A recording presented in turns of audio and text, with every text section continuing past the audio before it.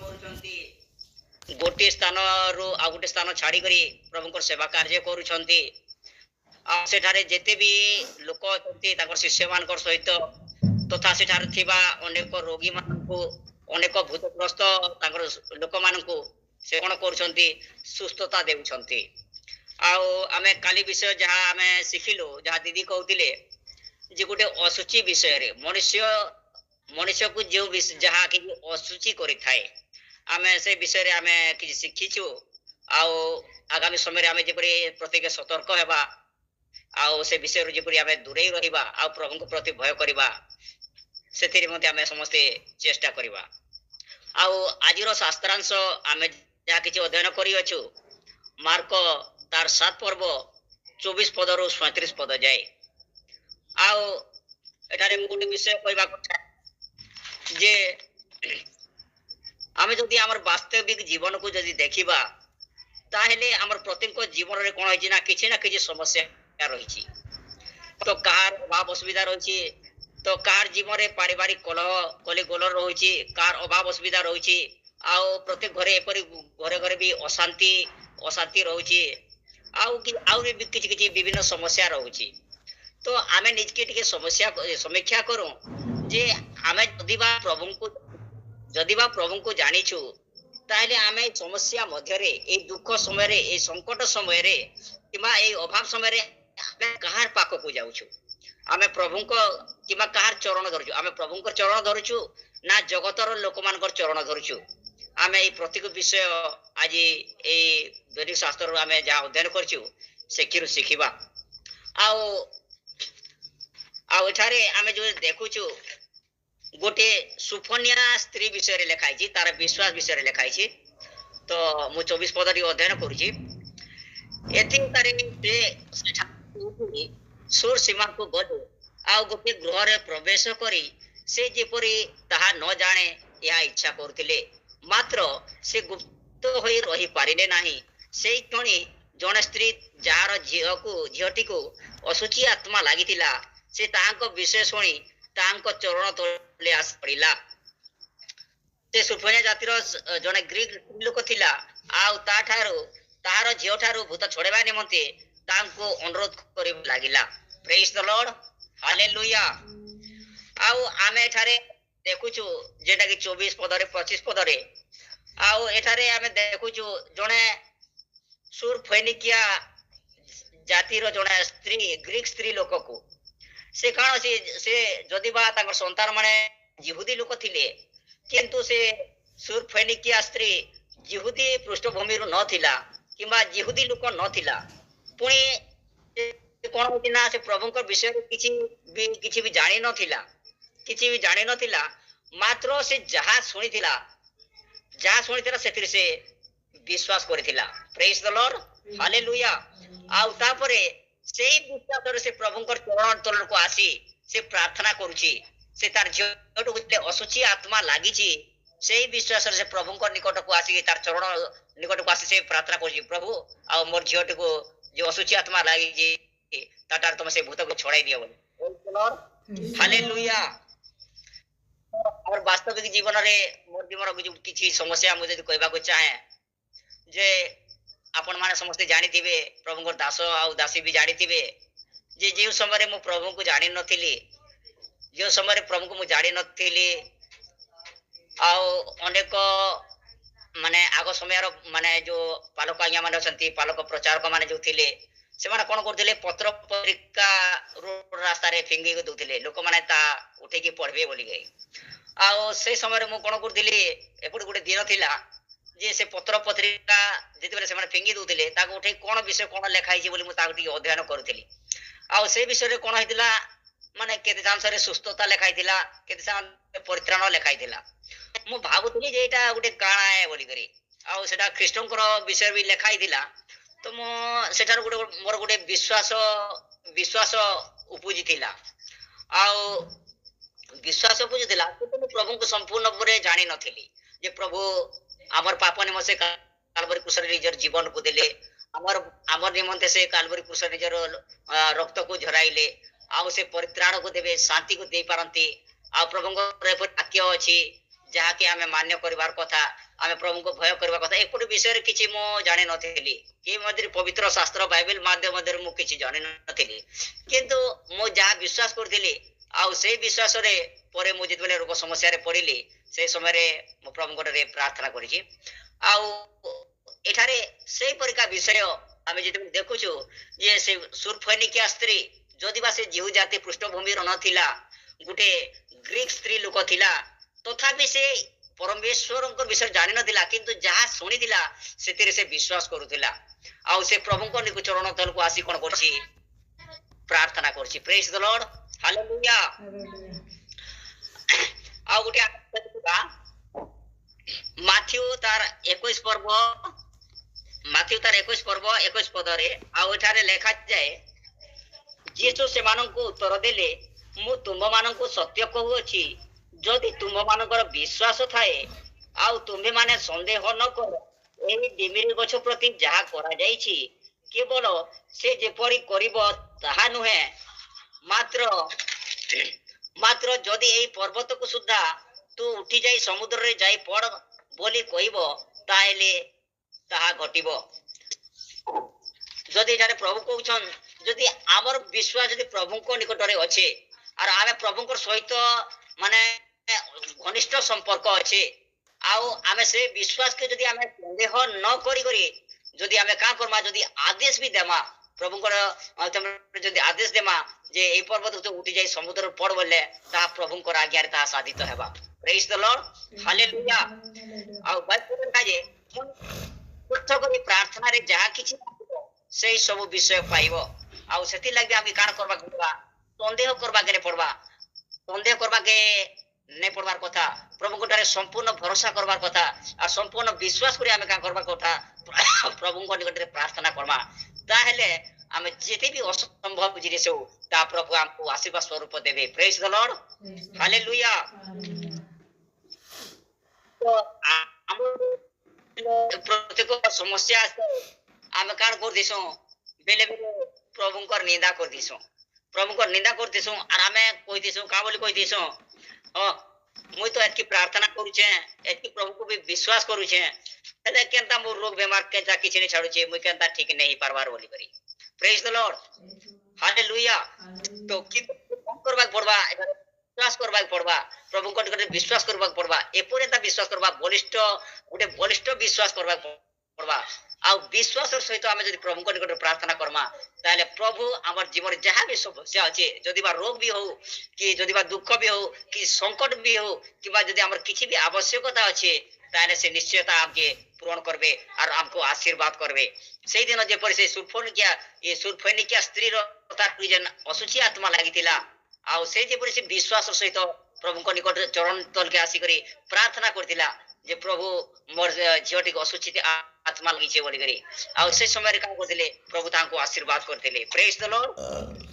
ଆଉ ଗୋଟେ ବିଷୟ ଦେଖିବା, ତାର 17 ଅଧ୍ୟାୟ 20 ପଦ, ଆଉ ମୁଁ ଅଧ୍ୟୟନ କରୁଅଛି।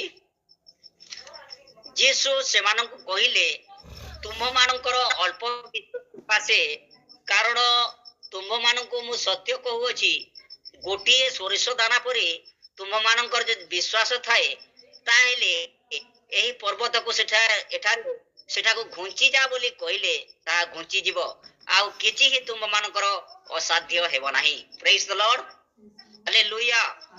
ଆଉ ଏଠାରେ ଆମେ ଦେଖୁଛୁ, ଯଦି ବା ଆମର ଅଳ୍ପ ବିଶ୍ୱାସ ରହିଛି, ଆଉ ଏଠାରେ ପ୍ରଭୁ ସେ ମାନେ ସତ୍ୟ ପରମେଶ୍ୱର ନିଜେ କହୁଛନ୍ତି ଯେ ଯଦି ତମର ବିଶ୍ୱାସ ଗୋଟେ ସୋରିଷ ଦାନା ଭଳିଆ ହୋଇଥିବା, ଗୋଟେ ଛୋଟିଆ ସୋରିଷକୁ ତ ଆମେ ସମସ୍ତେ ଦେଖିଛୁ, ସେ ସୋରିଷ ଦାନା ଭଳିଆ ଯଦି ତମର ଯଦି ବିଶ୍ୱାସ ଥିବା, ଆଉ ସେ ବିଶ୍ୱାସର ସହିତ ଯଦି ତମେ ପ୍ରଭୁଙ୍କ ଠାରେ ପ୍ରାର୍ଥନା କରବ, ଆଉ ସେ ପର୍ବତକୁ ଯଦି ତମେ ଘୁଞ୍ଚି ଯା ବୋଲେ ସେ କାଣା ହବା? ସେ ପ୍ରଭୁଙ୍କ ଆଦେଶ ଦ୍ୱାରା ଘୁଞ୍ଚି ଯିବା ବୋଲି ପ୍ରଭୁ ଏଠାରେ କହୁଛନ୍। ସେଇପରି ବିଷୟ ଯେତେବେଳେ ସେ ସୁରଫୈନିକିଆ ସ୍ତ୍ରୀ ଆସିକରି ତାଙ୍କ ସମ୍ମୁଖରେ ସେ ବିଶ୍ୱାସ ସହିତ ପ୍ରାର୍ଥନା କରିଛେ, ଆଉ ବିଶ୍ୱାସ ସହିତ ତାଙ୍କ ଚରଣ ତଳେ ଆସି ପଡିକରି ଅନୁରୋଧ କରିଛେ, ଆଉ ପ୍ରଭୁ ଯୀଶୁ କଣ କରୁଛନ୍ତି? ସେ ତା ଶରୀରରୁ ସେ ଅଶୁଚି ଆତ୍ମାକୁ ଦୂର କରିଦେଇଛନ୍ତି। ପ୍ରେଜ୍ ଦ ଲର୍ଡ। ତାପରେ ଆମେ ଦେଖିବା 28 ପଦ ଟିକେ ଅଧ୍ୟୟନ କରିବା। କିନ୍ତୁ ସେ ତାହାକୁ ଉତ୍ତର ଦେଲା, ହଁ ପ୍ରଭୁ, କୁକୁର ମାନେ ମଧ୍ୟ ପିଲାମାନଙ୍କର ଖାଦ୍ୟର ଗୁଣ୍ଡି ଗୁଣ୍ଡା ଖାଆନ୍ତି। ସେଥିରେ ଯୀଶୁ ତାଙ୍କୁ କହିଲେ ଏହି କଥା ନିମନ୍ତେ ଯାଅ, ତୁମ ଝିଅ ଠାରୁ ଭୂତ ବାହାରି ଗଲାଣି। ପ୍ରେଜ୍ ଦ ଲର୍ଡ, ହାଲେଲୁୟା। ଆଉ ଏଠାରେ ବି ଆମେ ଦେଖୁଛୁ ଯଦି ବା ସେ ସ୍ତ୍ରୀ ଲୋକଟି ବିଜାତୀୟ ଥିଲା ଆଉ ସେ ଯୁବତୀୟ ନଥିଲା, ତଥାପି ସେଠାରେ ମାନେ ସ୍ତ୍ରୀ ଲୋକଠୁ କଣ ବୋଲି କୁହାଯାଇଛି, କୁକୁରର ସମ୍ମାନ ଦିଆଯାଇଛି, କୁକୁର ବୋଲି ସମ୍ବୋଧନ କରାଯାଇଛି। ଆଉ ଯାହା ଦ୍ଵାରା ସେ କୁକୁରର ସମ୍ମାନ ପାଇଲେ ମଧ୍ୟ ସେ କଣ କରୁଛି, ହତୋତ୍ସାହ ହେଉନାହିଁ। ସେ ତାର ମାନେ ତା ସ୍ୱରରେ ନିରାଶ ଦେଖାଯାଉ ନାହିଁ। ଆଉ ଆମେ ଯଦି ବା ବାକ୍ୟରେ ପଢିଅଛୁ, ଯଦି ବା ପ୍ରଭୁ ଯିହୁଦୀ ଜାତିର ଉଦ୍ଧାର ନିମନ୍ତେ ଆଉ ପରିତ୍ରାଣ ନିମନ୍ତେ ଅଧିକ ମନୋଯୋଗୀ ଥିଲେ, ତଥାପି ଏଠାରେ ସେଇ ଗ୍ରୀକ ମାନେ ସୁକନ୍ୟା ସ୍ତ୍ରୀଟି କଣ କରୁଛି, ସେଇ ବିଶ୍ୱାସରେ ଅଟଳ ହୋଇକରି ମାନେ ଅଟଳ ରହିଛି। ଆଉ ସେଇ ଜ୍ଞାନରେ ସେ ପ୍ରଭୁ କଣ କରୁଛି, ସେ ବିଶ୍ୱାସ କରୁଛି। ପ୍ରେଜ୍ ଦ ଲର୍ଡ, ହାଲେଲୁୟା। ତ ଏଟା ଶିଖୁଛୁ ଆମର ମଧ୍ୟ ସେପରି ବିଶ୍ୱାସ ରହିବା କଥା। ଯଦି ଆମର କୌଣସି ସମସ୍ୟା ଅଛି, ଯଦି ବା କିଛି ଦୁଃଖ ଆସେ, ଆମ ମଧ୍ୟରେ ସେଇ କଣ କରିବା, ସେଇ ଅଟଳ ବିଶ୍ୱାସ ମାନେ ସେଇ ବଳିଷ୍ଠ ବିଶ୍ୱାସ ଆମ ମଧ୍ୟରେ ଦେଖାଯିବା କଥା। ପ୍ରେଜ୍ ଦ ଲର୍ଡ, ହାଲେଲୁୟା। ଆଉ ଗୋଟେ ବିଷୟ ଦେଖୁଛୁ ଆମେ, ମୁକ ବଧିରର ସୁସ୍ଥତା। ପୁନର୍ବାର ସେ ସୋର ସୀମା ପ୍ରସ୍ଥାନ କରି ସିଦୋନ ଓ ଦୋକାପଲ୍ଲୀ ସୀମା ମଧ୍ୟ ଯୋଉ ଗାଲିଲି ସମୁଦ୍ର ନିକଟକୁ ଆସିଲେ। ଆଉ ଜଣେ ଲୋକ କାଳ ଓ ଖନା ତାଙ୍କ ନିକଟକୁ ଆଣି ତା ଉପରେ ହାତ ଥୋଇବା ନିମନ୍ତେ ତାହାକୁ ବିନତି କଲେ। ଏଠାରେ ଆମେ ପହଲା ବିଷୟ ପଢିଲା ଯେ ଯେତେବେଳେ ସେ ଅଶୁଚି ଆତ୍ମା ଅଶୁଚି ବିଷୟରେ ଶିକ୍ଷା ଦେଇକରି ସେ ସ୍ଥାନକୁ ପ୍ରସ୍ଥାନ କରି ସେ କାଣା କଲେ, ସୋର ସୀମାକୁ ଆସିଲେ। ଆଉ ସେ ନିଜେ ଚିନ୍ତା କଲେ ଯେ ମୁଁ ଯେନ୍ ସ୍ଥାନ କି ଯାଉଛେ, ଯେପରି ମତେ କିଏ ବି ନାଇଁ ଜାଣବେ ଯେ ପ୍ରଭୁ ଯୀଶୁ କେନ ଅଛନ୍ ବୋଲିକରି। ଆଉ ସେ ଆସିକରି ସେ ନିଜେ ଚିନ୍ତା କଲେ ଯେ ପ୍ରଭୁ ଯୀଶୁ କେନ ଅଛନ୍, ଯେନ୍ତା ସେ ନେଇ ଜାଣବେ, ସେଥିଲାଗି ସେ ଗୁପ୍ତ ରଖିଲେ। ତାପରେ ସେ ସ୍ତ୍ରୀଟି ସୁରଫନିଆ ସ୍ତ୍ରୀ, ଯାହାର ଝିଅକେ ସେ ଭୂତ ଲାଗିଥିଲା, ଅଶୁଚି ଆତ୍ମା ଲାଗିଥିଲା, ଆଉ ସେ କଣ କଲା, ସେ ଦୌଡ଼ି ଆସିକରି ସେ ବିଶ୍ୱାସର ସହିତ ତାଙ୍କର ଚରଣ ତଳେ ପଡିଥିଲା। କିନ୍ତୁ ଆମେ ଏଠାରେ ଦେଖୁଛୁ ଯେ ପୁନର୍ବାର ସେ ସୋର ସୀମାରୁ ପ୍ରସ୍ଥାନ କରି କେନିକି ଆଇଲେ, ସିଦୋନ ଓ ଦୋକାପଲ୍ଲୀ ମଧ୍ୟ ସୀମା ମଧ୍ୟ ଦେଇ ଗାଲିଲି ସମୁଦ୍ର ନିକଟକୁ ଆସିଲେ।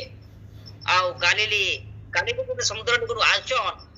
ଆଉ ସେତେବେଳେ ସେ ଜଣେ କାଣ କଲେ, କାଲ ଓ ଖନା ତାଙ୍କ ନିକଟକୁ ଆଣିଛନ୍। ସେମାନେ ସେ ଏଠାରେ ଉପସ୍ଥିତ ଲୋକମାନେ ଗୋଟେ କହି ପାରୁନଥିବା, ଯାହାକି ଆମେ ବେଡା କୁନ୍ଦା ବୋଲି କହୁଛୁ, ସେଭଳିଆ ଲୋକ ଗୁଡ଼ିକ ଆଣୁଛ। ଆଉ ସେଠାରେ ମଧ୍ୟ ସେମାନେ ପ୍ରଭୁକୁ ବିନତି କରୁଛନ୍। 33 ପଦ ପଢିବା, ଯୀଶୁ ତାହାଙ୍କୁ ଲୋକ ମଧ୍ୟରୁ ଅନ୍ତର କରି ଏକାକୀ ଘେନି ଯାଇ ଦୁଇ କାନରେ ଆପଣା ଅଙ୍ଗୁଳି ଦେଇ ଓ ଛେପ ପକାଇ ତାହାଙ୍କୁ ଜୀବକୁ ଛୁଇଁଲେ। କିନ୍ତୁ ତାପରେ ପ୍ରଭୁ କହୁଛନ୍ ଯେ ଯେତେ ବି ଲୋକ ତାଙ୍କ ସମ୍ମୁଖରେ ଥିଲେ, ସମସ୍ତଙ୍କୁ ସେ କଣ କଲେ, ଟିକେ ଦୂର ହ ବୋଲିକରି, ଆଉ ସେ ଖନାକୁ ମୁକ ବଧିରକୁ ତା ମୁଣ୍ଡରେ ହସ୍ତ ଦେଇକରି ପ୍ରଭୁ ତାଙ୍କୁ କରୁଛନ୍ତି। ସେ ମାନେ 34 ପଦରେ ଲେଖା ହେଇଛି, ଆଉ ସ୍ୱର୍ଗ ଆଡେ ଉର୍ଦ୍ଧ୍ୱ ଦୃଷ୍ଟି କରି ଦୀର୍ଘ ନିଶ୍ୱାସ ପକାଇ ତାହାଙ୍କୁ କହିଲେ, ଇ ପଦ ଅର୍ଥାତ୍ ଫିଟିଯା। ଆଉ ଏଇଥିବେଳେ ଯେତେବେଳେ ପ୍ରାର୍ଥନା କରୁଛନ୍, ସ୍ୱୟଂ ପରମେଶ୍ୱରଙ୍କର ପୁତ୍ର ପ୍ରଭୁ ଯୀଶୁ ସେ ଖନା ମାନଙ୍କ ନିମନ୍ତେ ସେଠାରେ କଣ ହଉଛନ୍ତି, ସେମାନେ କଥା କହିପାରୁଛନ୍ତି। ପ୍ରେଜ୍ ଦ ଲର୍ଡ, ହାଲେଲୁୟା। ଯଦି ବା ଆମେ କାଁ କରସୁଁ, ବେଲେ ବେଲେ ସମୟ ଆସି ଯେ ଆମେ ଯଦି ବା ପ୍ରଭୁଙ୍କୁ ଜାଣିଛୁ, ଆମେ ଅନେକ ସ୍ଥାନକେ ଯାଇସୁଁ। ଆଉ ଅନେକ ଲୋକମାନେ ଆମକୁ କାଣ କରସନ୍, ପ୍ରାର୍ଥନା କରସନ୍। ପ୍ରାର୍ଥନା ଯେତେବେଳେ କରସନ୍, ଆମର ବିଶ୍ୱାସ ସେତିକି ଭରସା ପ୍ରେମ ନଥିବାରୁ ଆମେ ବେଲେ ବେଲେ କାଣ ଯାସୁଁ, ସେଠାନେ ଆମେ ପ୍ରଭୁଙ୍କର କାର୍ଯ୍ୟ ସାଧିତ ହେବାର ଆମେ ଦେଖି ନି ପାରୁ। ସେଟା ହଉଛି ଆମ ଦୁର୍ବଳତା, ପ୍ରଭୁଙ୍କର ଦୁର୍ବଳତା, ସେ ଆମ ଦୁର୍ବଳତା। ତେଣୁକରି ଆମେ କାଣ କରବାର କଥା, ନିଜକେ ସଜାଡ଼ବାର କଥା। ଆଉ ପ୍ରଭୁଙ୍କ ଠାରେ କାଣ କରବାର କଥା, ଉତ୍ତମ ବିଶ୍ୱାସ କିମ୍ବା ଉତ୍ତମ ସମ୍ପର୍କ ରଖବାର କଥା। ପ୍ରେଜ୍ ଦ ଲର୍ଡ।